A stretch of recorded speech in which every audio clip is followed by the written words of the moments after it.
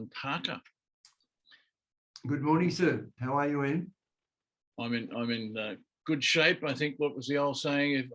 If I was any more fitter, I'd be dangerous, or something like that. I'll be very considered and compassionate.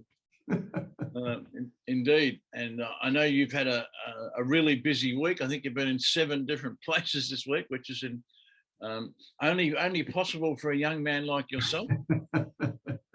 Yeah. And today we're talking about the next 2. Yeah. We've come up with, well, before we started having these conversations, I was fairly confident there were at least 5 pillars for great conversations, and they were candid, convivial, compassionate, conscious, and compelling. Yes. And since we've been talking, we've added civil, calm, and continuous. And last time we talked about the first 2, candid and convivial, and today, and we could be here for a year, talking about compassion and conscious. Yes, indeed. Indeed. Yeah. I kind of don't know where to start with these 2, because they're such big topics. But I remember, and this is probably the place, just came to me just then, I was known for candid conversations. Yes, you were. Yeah. And it's fair to say that some people viewed them as being blunt. Yep. And I haven't lost my skill for being blunt, but hopefully I'm a little kinder than I once was. But folks said to me, we need to have a bit more fun, and that's where convivial came into play. Yep. And then somebody said to me, candid and convivial are great, but you need compassion. Yeah. Yeah. And they became really the first 3. And that was the way for a few years. They were the pillars: candid, convivial, and compassionate. And that provides me with a little, I don't particularly like the term, but it's a fashionable one, as a segue. Yes. Into what you're actually suggesting there is a variety of different mental, physical, and emotional states. Yes. Yep. Which would mean, Ian, I think,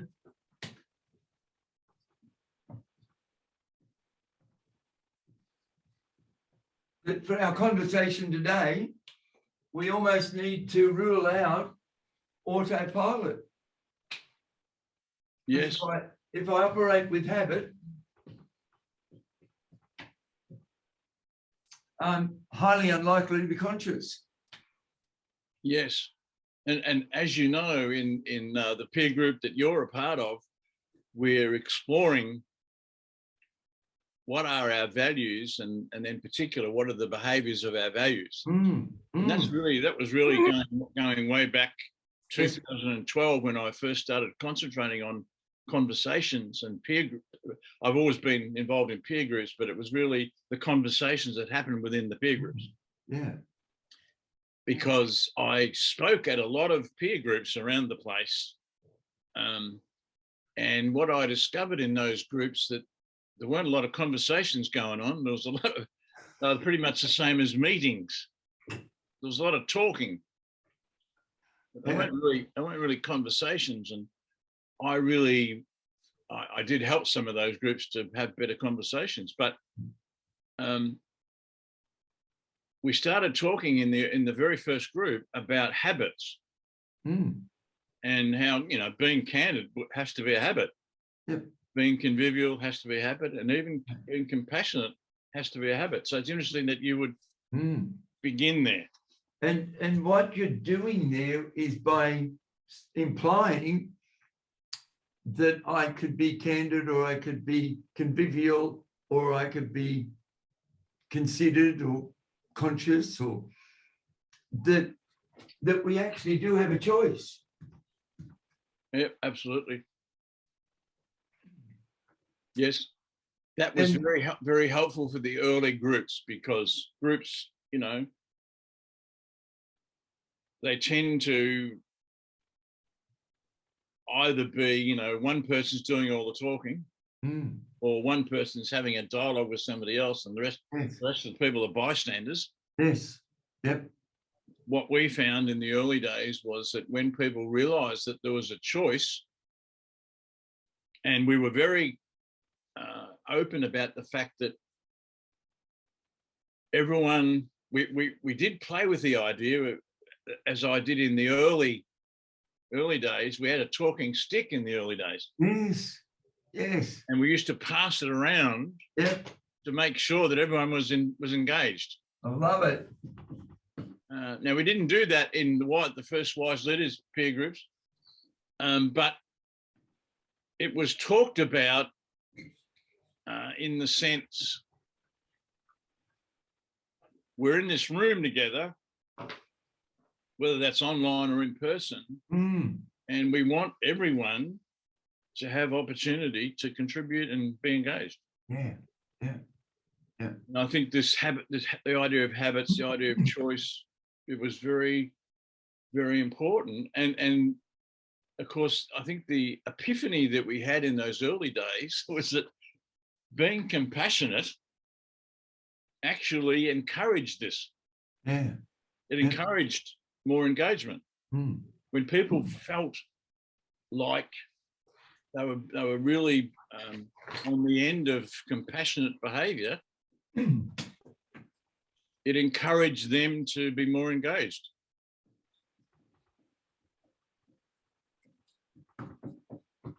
Now, he's an Allan Parker jump in as a microbehavioral scientist.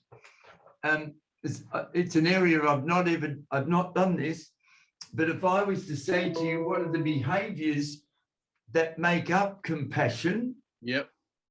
What would they be? Great question. Yeah. Great question. Kindness would be at the top of the tree, I would have thought. Yep. I mean, I think all of these things are standalone, but kindness is definitely on the list. Really genuine appreciation of other people would be on the list for me. He's another Allan Parker. God, do you ever get and think, oh my God, this guy's a pain in the butt? But with appreciation, do I need to express it verbally, or do I need to demonstrate it, or both? Both.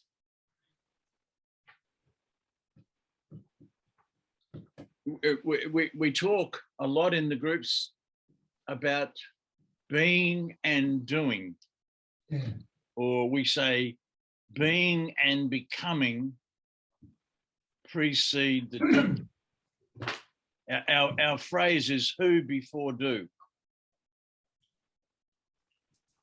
which came out of the work in culture. It's often the way we do things around here, and I think that's only part of the story. It's much more about who we are before we talk about the doing bit. And I was influenced by Michael Henderson, the corporate anthropologist, by his work. Yeah. Whereas he said, culture is, what does it mean to be human around here? I love that expression. Yeah. And I reckon that's just such a brilliant question. And being compassionate is definitely part of the answer. And then you break that down as we're doing. What does it mean to be compassion? You definitely come up with kindness, appreciation. And I think also we come up with really seeing, hearing, and understanding people, which of course gives a greater sense of connection and belonging, which all fits in this for me. It's like everyone wants to belong somewhere. and we help people to feel that they belong through compassion and all these things we're talking on. But we asked that Michael Henderson question, what does it mean to be human, here a lot, Yeah. to keep us grounded. And I think all these things, kindness, appreciation, really seeing another human being, hearing them, understanding them, connection, belonging, they're all part of the compassion story, aren't they? Yep. Ian, as a behavioral scientist, one of the things I often say to people, two things. One is, most people can't describe a behavior, they describe a concept of the behavior. Yeah. But to describe people what a behavior is, I often say to them, if it is a behavior, you have to be able to see it and you have to be able to hear it. Or you could record it on a digital recording device, or you could videotape it. Yeah. And you and I would look at it and go, yes, he's clearly looking. Yes, he's clearly hearing. And how important it is, the world is saying, I want to be heard. And we've all got to do our share of hearing so that we achieve that. Yeah. I want to be heard and I want to be understood. That's the cry of paramount. And my neuroscientist wants to say, and if I really do watch somebody else, excuse me, and I really do listen, and I listen in a way that I do understand, the chances of the person I'm with having their mirror neurons copy me is actually mathematically greater. Yeah. Excuse me. And certainly that's what we found in our groups. And it's now, tried and tested, that when these habits are part and parcel, there's a higher degree of safety and therefore a greater willingness to be vulnerable. Yeah. Ian, I just want to flag that I'm doing an experiment today. I'm endeavouring to go back today and, pardon me, revisit Allan Parker's Enthusiastic 16-year-old. And at 16, I didn't read. And I was forever wanting to make sure I wrote everything down so I remembered it. And so I thought today I'd just do more of the Allan Parker's way of listening. Yep. You and I have got a similar habit. I'm in readiness behind. I'm also. I've already made 2 pages of notes in my note as we've been talking, and I think that's an encouragement, isn't it? When you're having when we're having conversations, the more we can make them visible. Oh, nice. So I encourage people that I work with and in the peer groups, take notes, make pictures, because it'll help you to remember. And you've no doubt got a neuroscientific explanation for that. I think last time you said something like, which I found wonderful, when I'm speaking, you're making pictures in your brain. The back piece here. Yeah. And in fact, Ian, every time you or I or anybody sees something and they mention a noun or a verb, they're the 2 pieces of language that the brain, the visual part of the brain can picture. Yep. But very little else gets turned into pictures. I'm heavily influenced in note-taking by our mutual friend and colleague, Glenn Capelli. Yes, yes. Cap's a great note taker. Yep. And fascinatingly, he's still got all of his notebooks. Yeah. I had him come and do a little piece for the group that you're a part of, the Mondays at Midday group. Yes. And we talked about something, and he said, I've probably got that in one of my notebooks. And I was astounded that a day later he found the notebook and the page that he made visible that particular day was incredibly valuable. And so I'm always encouraging people, while someone else has the talking stick, whether that's in physical or we know. So we've got a rule: when someone else is speaking, you're not. Yep. Which is a part of the talking stick philosophy. Mm. But what you are doing is making pictures in your mind. Mm-hmm. Yeah.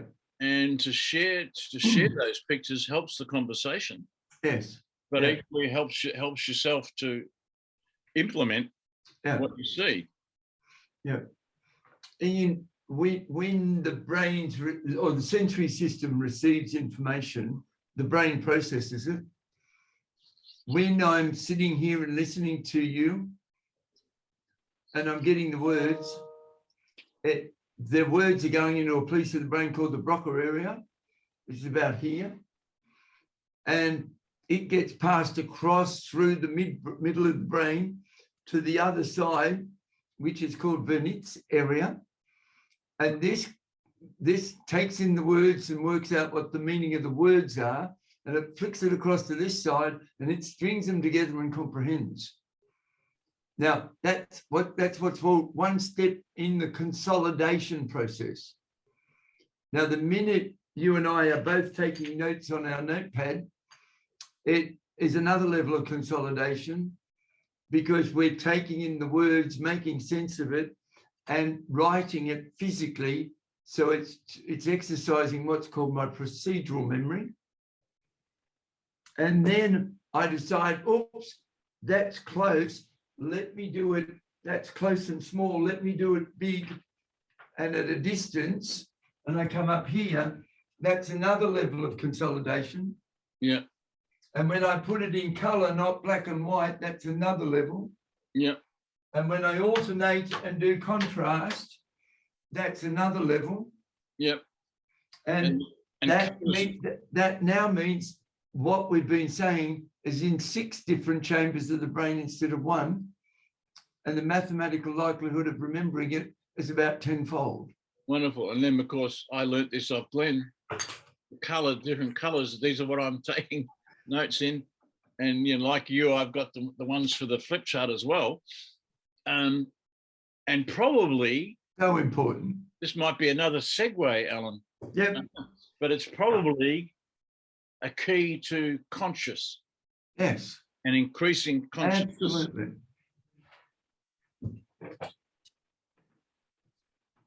I remember the first time, Alan, I was in my mid-30s, and I realized I wasn't awake. And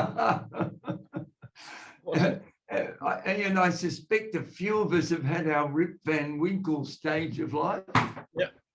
Yeah. I had a strong feel that self-awareness was a key to leadership. I've since gone on to say it's the number 1 leadership skill, self-awareness, with awareness of others being number 2. Yep. And I realized that I wasn't very self-aware. Yeah. And I began what is still a lifelong journey to become more aware and to become more conscious. Mm-hmm. Yep. It's one of the great things that's happening on planet Earth today is that more human beings are becoming more conscious. And as this happens, I think we will not only save the planet, but we will come to a place of being able to live in harmony with one another. Yeah. Instead of this constant fighting one another. Yeah. And regenerators. Definitely. Yeah. A wonderful, wonderful word. Yeah.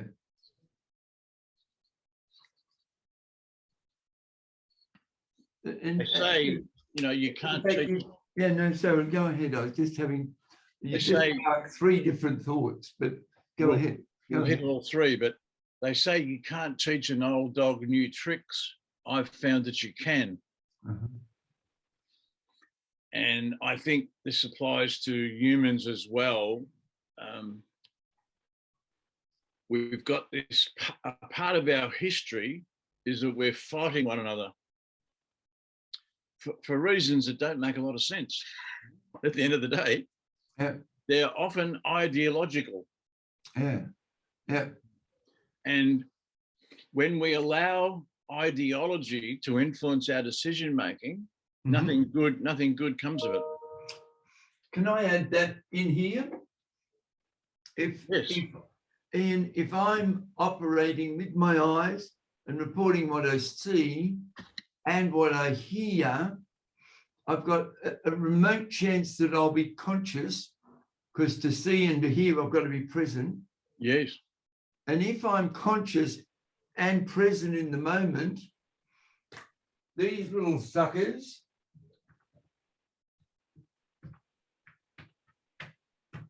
my beliefs, and I put it in pale yellow, particularly my out-of-date beliefs, my negative beliefs, are less likely to run the show.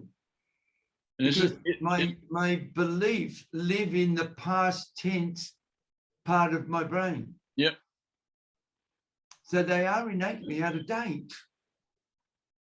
Now, if I store up enough of them, I end up with your ideology you've just talked about. Yeah.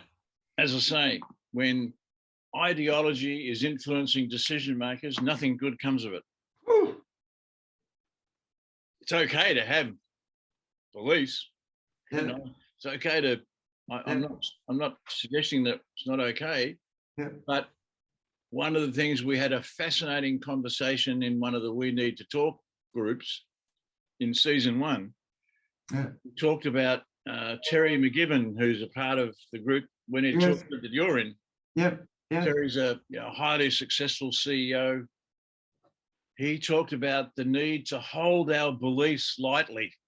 Yeah, it's a lovely term, isn't it? It was a game changer for a lot of us in the group, and it helped us. I love the way you've written that, because I can hardly read it. It's deliberate. I don't want it in your unconscious mind. No, that's right. And that's really the thing, isn't it? If I'm holding my beliefs lightly, I don't need to put them into the conversation. Yep. Unless I'm asked. Yeah. I found this a challenge, because I wasn't backward and coming forward and giving my opinion. I remember when we first met, and I thought, oh, I like this guy, but boy, he's got some strong views. Yes, well, and I loved the fact that I didn't have to work hard to dig them out. I'm a better human today, my friend, because I don't hold them as I still have them. They're probably, most of my ideologies are still strong. I just hold them lightly. Yeah, it's a lovely term, isn't it? It was a personal battle, I tell you, to let go of. I've got this inherent. I think I was born with this in it, probably. I've got this inherent dislike of injustice. Yeah, yeah. And if I think an injustice is being done, I find it very hard not to express my opinions. Yep.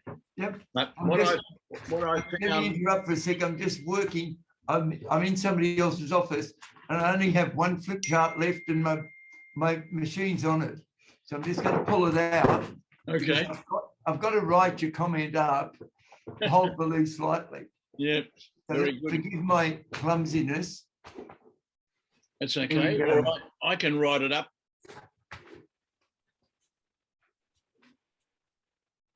There we go. I've got it. Sorry about that. I think one of the things that we're demonstrating here, Alan, is that a part of the key to great conversations is we don't have to be perfect. Yeah. It doesn't have to be slick.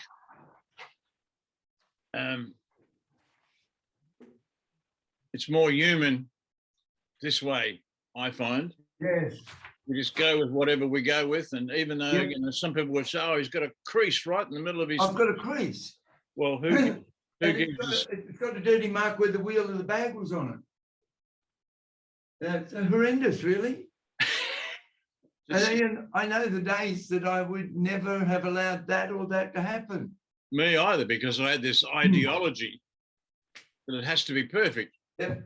We'll talk about this another time probably, but this is where our narratives can really stop us from being the best that we can be. Yeah. If we've got a narrative that says it's got to be this way, that was once my narrative. Holding our beliefs and our ideologies lightly has been a game changer for me personally. I've found that I can be strong in my expression when I need to be, but that's not very often. And you're writing in this colour that I can't read anymore for a reason. Yep. Holding our beliefs and ideologies.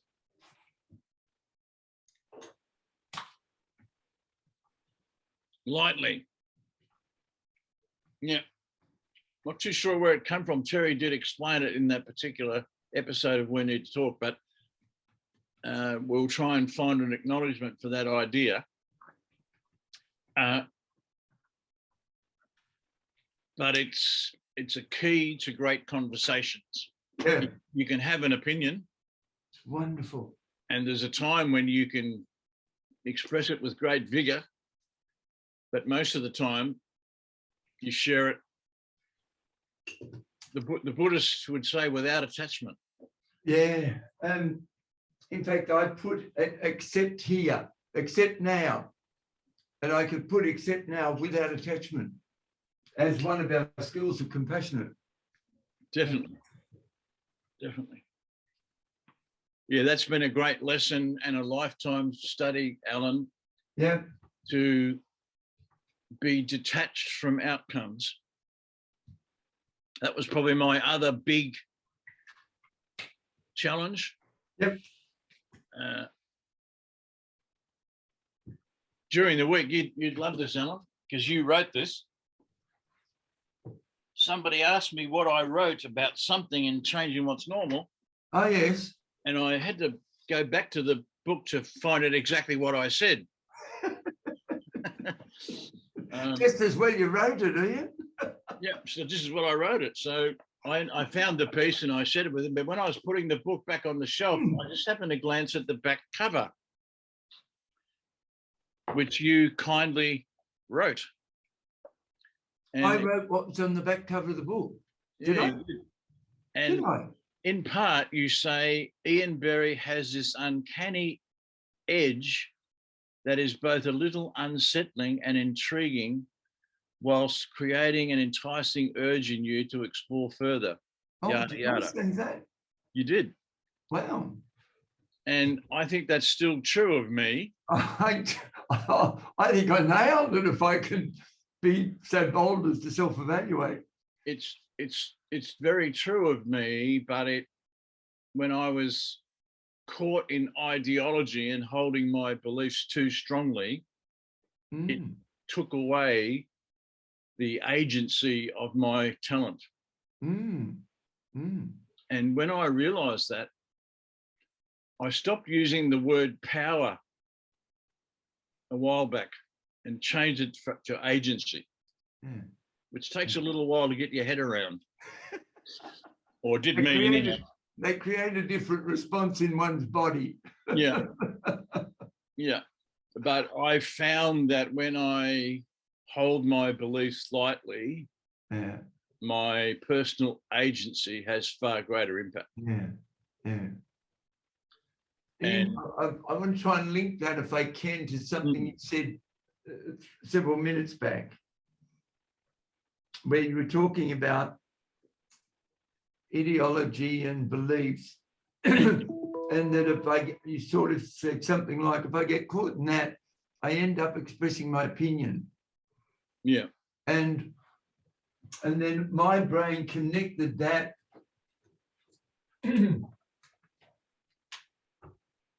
to, if you've got an opinion, what did you see or hear that allowed you to formulate the opinion? And that there's two bits of it for me. Number one is my own personal journey, particularly as I'm a deeply caring, gentle, compassionate human being, and I'm a nerdy, obsessive scientist. interesting combination. And I'm constantly, I pause a lot, and I breathe and pause, because a lot of the time I want to think, is this a piece of really good science that I've seen, heard, read, explored, experimented, and evaluated with? Or is it some opinion that Allan just has because of his bias and his opinions and his inadequacies? And I pause and breathe and go, which one am I in? And I actually allow myself to go, and let me put forward what I think is an opinion. And I like to declare that it's an opinion. Now, sometimes I'll catch myself, be clever enough to do that internally and then rethink it. That is a piece of magic there, Mr. Parker. Really? It's declare it's an opinion. Yeah.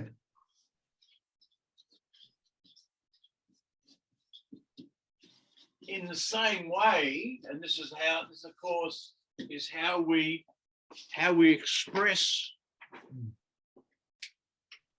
compassion, Mm-hmm. and how we do it by being more conscious. Yes. Yeah. And it's the same way that we declare this is a feeling. So we say, Yeah. I feel. Yep. And I'm always encouraging people in the peer groups and wherever I happen to be involved in the conversation to, say it. I feel. Yes. And I think this is just another way when we declare its opinion. I reckon that's really powerful. Yeah. Have the same impact on a conversation as when we say I feel. Yes. Yes. That bit there, I think we're about 35 minutes in. I'll find it later. Is a game changer. So if I can blend that with, if I've got my opinion and I can say, Ian, I think this is my opinion. Or I go, Ian, I feel blur. Yeah. Or I could go, Ian, based on what I know, and to use your words from our last Monday session, based on what I know to be true. Yes. Yes. I'm not saying it's factual, but I'm saying to the best of my knowledge, it's true. You, in last Monday's group, you had a really powerful question, and it was, what do you see and hear that allowed you to arrive at this decision? Yes. It's one of my favorites. It's a great example of what we're talking about, isn't it? Yeah. And Ian, do you know who I ask that question of most frequently? Bucko. Yes. Yes, since you put that question out there, I've been using it for that purpose. I had an exchange yesterday where there was a moment where I felt an urge to express my opinion in a strong way. Nice understatement, Mr. Berry. It almost overpowered me, and I almost did it. And your question floated into my mind. Now, let me ask you, was it consciously floating in or unconsciously arrived? I think it unconsciously arrived, but it was probably timely, because it wouldn't have been appropriate in that circumstance. It's interesting how, and I really had a challenge with this for a while, because part of my personal integrity is I say what I believe to be true. I tell the truth as I see it, regardless of the situation and whether that might increase my agency or not. Yes. I guess it's helped. This whole idea of holding the beliefs lightly, and your question adds a lot of value to that. I don't need to question my integrity, because I've learned that although I always want to be truthful and I want to be trustworthy and I want to tell the truth as I see it, sometimes the time and the place is not right to do that. Once upon a time, I just used to say it anyway. Yeah. I don't do that anymore. And I think that's part of this, why and we'll talk about this down the road, but this is part of why conversations are continuous. You know, we pick up where we left off last time. Yes. It's like an old friend. Yeah. And when conversations are like that, it just helps us to, it's a reminder to be open. Yeah. Yeah. To change our minds, to change our ideology. Yeah. Yeah. That also has been a great journey to be on. You know, I want to be a kind of person who has an open heart and a clear mind. Yeah. And that means that I've got a question, which is why your question is so valuable, Alan. It helps me to just get really clear. And when you're really clear, when you open your mouth, what comes out is clarity. How unusual. Ian, I've got to declare the truth to you. I'm very grateful you reminded me of the question and honor that it's mine, but I've got to be truthful, it's not mine. Okay, where does it come from? Going back 40 years, and I think you know this of me. I'm pretty sure you know this of me. Oh, I know that I had an extreme obsessive compulsive disorder. And I'm not sure if you know this, but I came from a very violent alcoholic childhood. Yes, I do. And 40 years ago, I encountered this extraordinary, wonderful Jewish psychotherapist named Helen Whitmont. Helen Whitmont. Helen Whitmont. She's no longer with us, unfortunately. But Helen was my therapist for over 20 years.